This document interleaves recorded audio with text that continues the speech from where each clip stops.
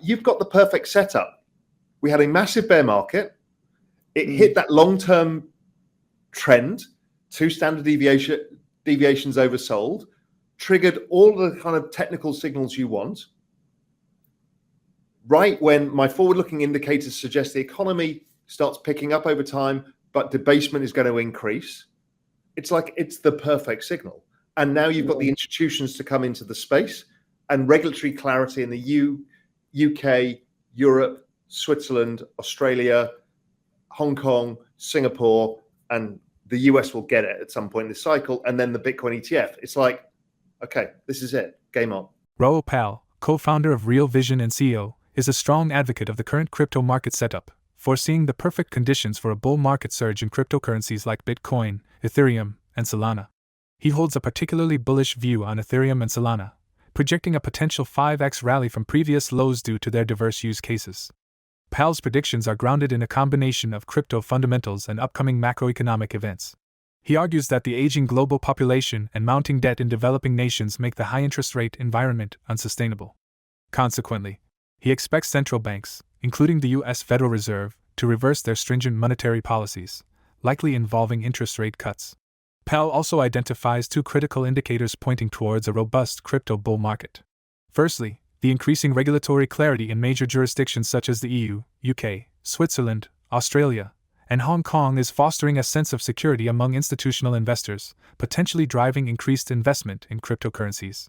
Secondly, Pal believes that the approval of a Bitcoin exchange-traded fund is on the horizon, with applications from major financial players like BlackRock and Fidelity.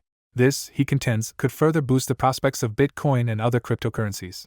Pal outlines his optimistic outlook for the impending crypto bull market in a recent interview with Options Insight, where he delves into his everything code thesis and discusses the transformative impact of AI in the current exponential age. Please take a moment to like this video, subscribe to the channel, and don't forget to drop your comment and observations in the comment section below. Thanks and enjoy the video. The big thesis is, I don't believe with an aging population and high debt that you can have sustainably high interest rates. And I've proven in the everything code, that the entire increase of the central bank balance sheet of the US, the UK, and Europe and Japan is just the monetization of interest payments.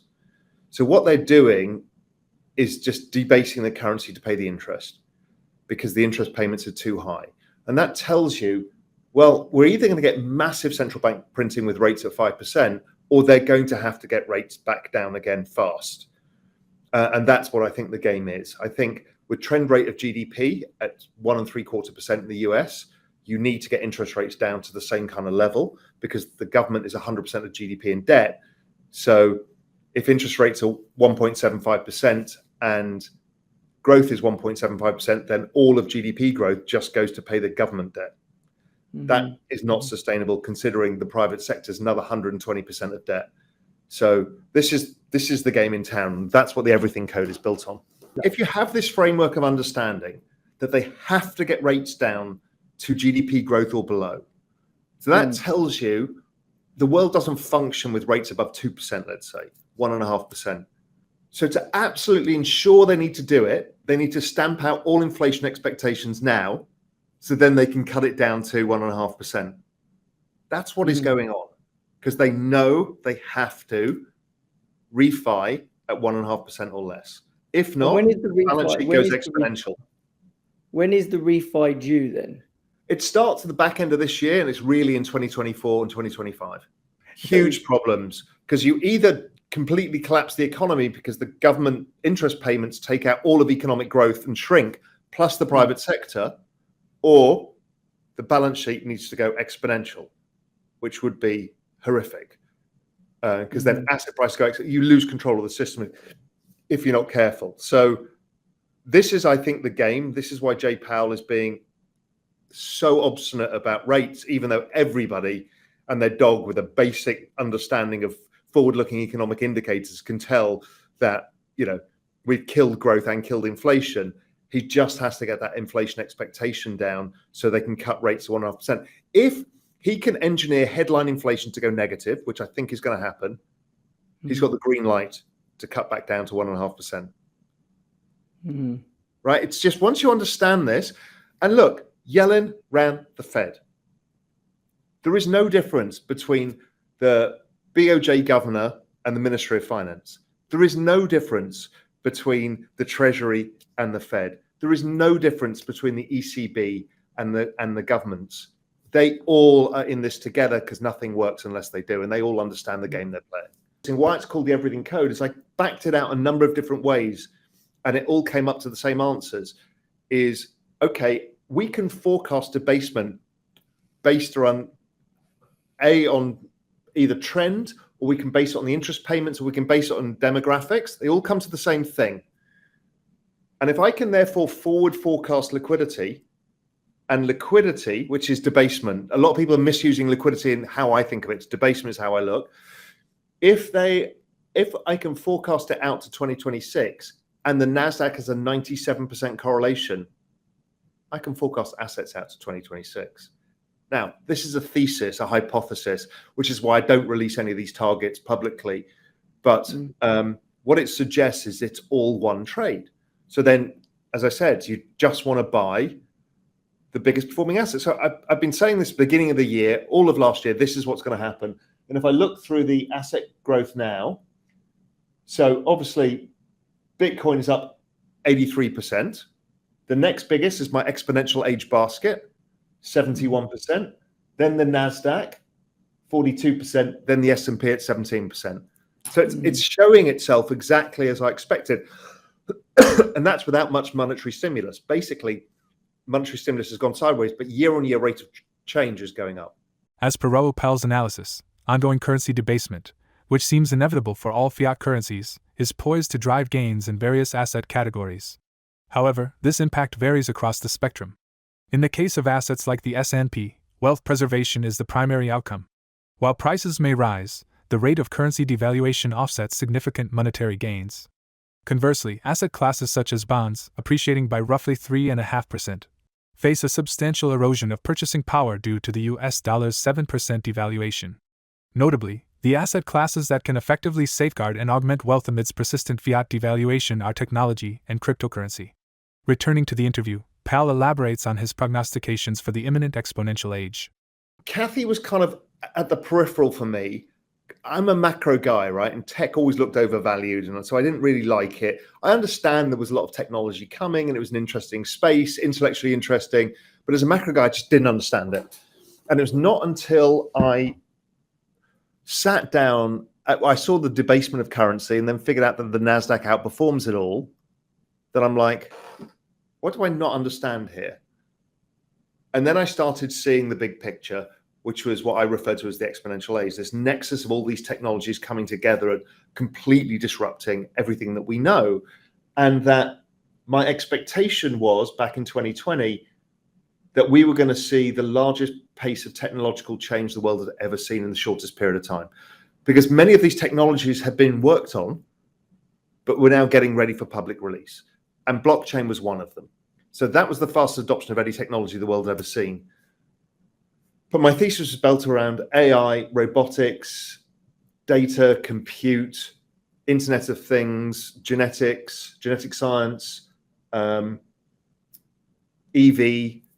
all of these things, this big picture space. And I realized, oh my God, this is all going to happen at the same time. And how the hell are we going to cope? It's like a fourth turning moment where we completely reimagine everything. And I started writing about that in 2020, and everyone thought I was a total moron. That I was just like a Cathy Wood junkie, and I was, I couldn't see it. I was an idiot. And I didn't buy any until 2022, when I started averaging in from about May into the big sell-off. Because I'm like, here's the opportunity. I usually step back, use a big log chart, put the standard deviation bands on it that I can do easily on my Bloomberg.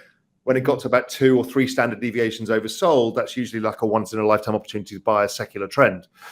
So I started buying a basket of stuff. And then, again, people thought I was stupid until got to about November 2022, and AI came. And everyone was like, oh my God. And then by February, OpenAI had gone from 0 to 100 million users in 5 weeks. And the world has changed completely. And that was just the start. I mean, the robots are coming out. self-driving cars, I think it's a year and a half away now before Tesla cracks that entirely. We're seeing that at a number of different levels. We will see a lot of this stuff accelerating because AI is an accelerant. It's like a foundational layer, compute power, NVIDIA, all of that kind of stuff.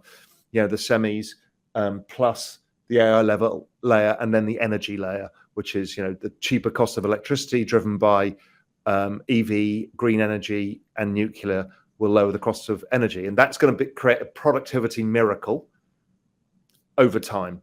If you think of the world now, we've got aging population, highly in debt, low growth.